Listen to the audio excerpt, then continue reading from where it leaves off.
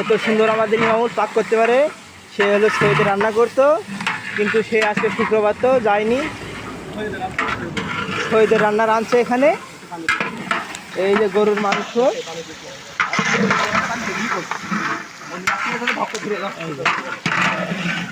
এই যে এখানে আমাদের অভি ভাই আছে।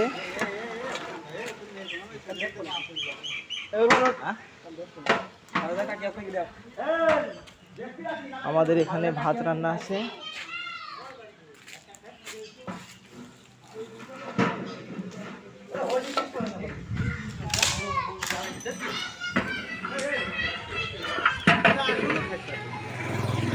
আমরা কয়লা কালাম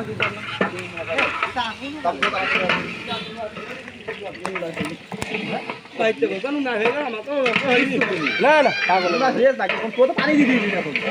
এ তো এমনি খালি গোসের পানি না, গোসের